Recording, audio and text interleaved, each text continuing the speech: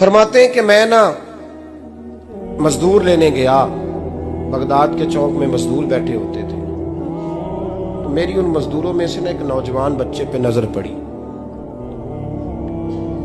बड़ा कमजोर सा वजूद था, लेकिन चेहरे पर इबादत का निशान था। माथा बताता था कि नमाज का बड़ा ख्याल रखता है। मैं उसके करीब गया।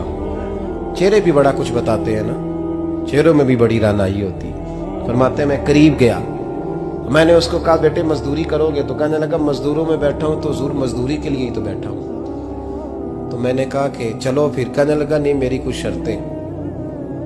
मैंने कहा बताओ। कहने लगा पहली शर्त यह है कि लोग 4 दिनार दिहाड़ी लेते हैं, मैं 3 दिनार लूंगा। मैंने कहा यार बे तो बड़ी बेहतरीन है, बाकी भी इस तरह की रख ले। उसने कहा हुजूर दूसरी शर्त यह है कि मैं आपकी मुकम्मल बात मानूंगा, लेकिन जब अजान हो जाएगी फिर आपकी नहीं सुनूंगा।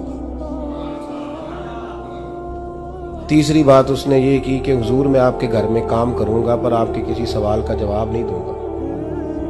कहते मैंने कहा यार तू बड़ा अजीब है, शर्तें तो मालिकों की होती हैं।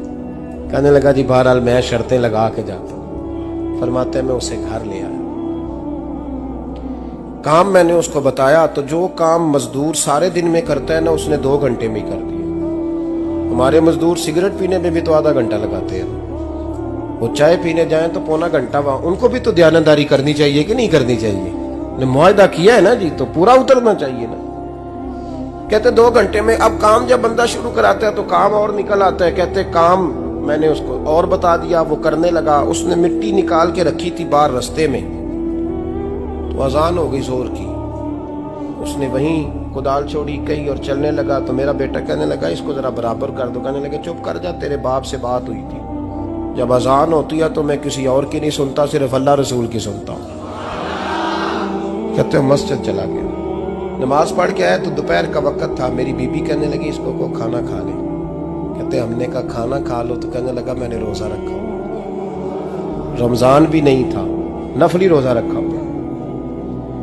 फरमाते हैं शाम हुई, मैंने 3 दिनार दिए। तो मैंने कहा तेरा नाम क्या है? कहने लगा मैंने आपसे कहा था मैं किसी सवाल का जवाब नहीं दूंगा। वो चला गया। अगले दिन मैं फिर लेने गया उसे, काम कुछ और निकल आए। तो लोगों ने बताया वो सिर्फ हफ्ते वाले दिन आता है। मैंने कहा क्यों? कहने लगे जी वो कहता है मेरा हफ्ते का खर्चा 3 दिनार है, जब 3 दिनार कमा लेता हूं तो बाकी सारा टाइम अल्लाह रसूल की जिक्र में गुजार दिया करता हूं। फरमाते हैं जी अगले हफ्ते मैं फिर लेने गया। मैंने पूरा हफ्ता इंतजार किया कि काम उसी से कराना है। मैं जब गया तो मैंने कहा चलो। कहने लगा मेरी शर्तें याद है ना? और मैंने कहा याद है भाई साथ चल। फरमाते हैं काम कराया। 2-3 हफ्ते वो आता रहा। एक हफ्ते में गया तो लोगों ने कहा हुजूर आज नहीं आया। क्यों? कहने लगे बीमार हो गए। कहाँ घर है? कहने लगे बगदाद के कब्रिस्तान के पीछे जो कच्ची आबादी है उसमें रहता है। फरमाते मैं गया, दरवाजे पे दस्तक दी तो कहने लगा हुजूर आप हैं? दरवाजा खोला है, आ जाइए। फरमाते हैं मैं अंदर गया तो मैंने कहा तुम्हें कैसे पता चला मैं आया हूँ?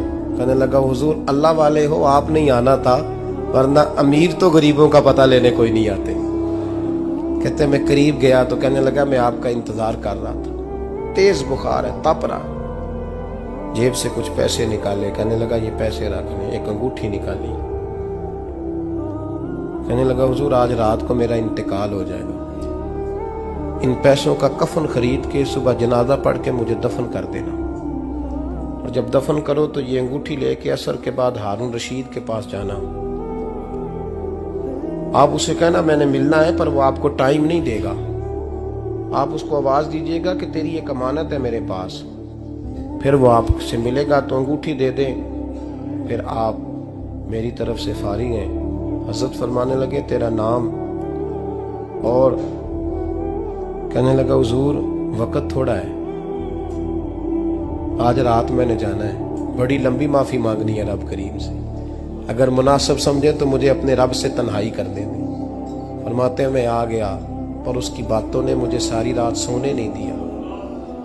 फरमाते सुबह बड़ी मुश्किल से सूरज निकला, मैं गया दरवाजे पे हाथ रखा तो दरवाजा खुला हुआ था। अंदर दाखिल हुआ तो खुशबुएं मेरा इस्तकबाल कर रही थी। जब चेहरे से कपड़ा हटाया तो उसका तो इंतकाल हो चुका। इंतकाल हो चुका है, ऐसे जैसे किसी का दीदार करके सोया। कहते मैं तो 2 आदमी ले गया था जनाजे पे, पर पता नहीं दुनिया किधर किधर से आई, कहां कहां से। अखा जदों मीटियां जमाना मैनू रोवेगा, अपना ते अपना बेगाना मैनू रोवेगा। फरमाते हैं मैं तो 2 बंदे ले गया था, पर पता नहीं मखलूक कहां कहां से आई। जनाजा पड़ा, दफन किया। हारून रशीद के पास में असर के बाद गया, मैंने बुलाना चाहा पर बादशाह था, मेरी तरफ देखा ही नहीं। मैंने उसको कहा तेरी ये कमानत मेरे पास है। फरमाते हैं मुझे कोने पे ले गया, क्या बात है, कमरे में बुलाया, मैंने अंगूठी दी। हारून रशीद तो चीखे मारने लगा, कहने लगा अंगूठी वाला कहाँ है? मैंने कहा वो तो इंतकाल कर गया। कहने लगा मुझे कब्र पे ले चल। कहते मैं कब्र पे लाया तो वो लेट गया, तड़प के रोने लगा। मैंने कहा मेरा कलेजा फट जाएगा, ना उसने कुछ बताया ना तूने बताया, ये कौन था? तो हारून रशीद कहने लगा ये मेरा बेटा था। मैंने कहा तेरा बेटा और मजदूर? कहने लगा हुजूर ये हजरत दाऊद ताई के पास बैठा करता था, उनका मुरीद था, मुझे रोज कहता था अब्बा तूने बड़ी दुनिया इकट्ठी कर ली है, मरते वक्त तुझसे टांगे समेटी नहीं जाएंगी, इतना हिसाब नहीं तू दे सकेगा। मैं इसको समझा देता, इसकी अम्मा समझा देती। ये रोज हमें कहता छोड़ दो, आ जाओ अल्लाह रसूल की बारगाह में झुक जाएं।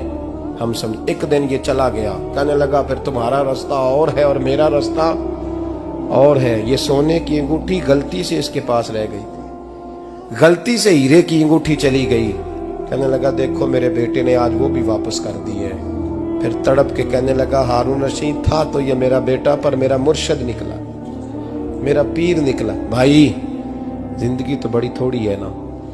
बाबा साहब ने कहा था उठ फरीदा सुत्या, और दाढ़ी आ गया पूर, अग्गा नेड़े आ गया, पिछा रह गया दूर। उठ फरीदा सुत्या खलकत वेखन जा, मते कोई मिल जाई बख्शिया ते तू ही बख्शिया जा। उठ फरीदा सुत्या झाड़ू दे मसीत, तू सुते रब जागदा, तेरी डाडे नाल परीत। मेरा रब हमें भी अपनी बारगाह में कबूल फरमा।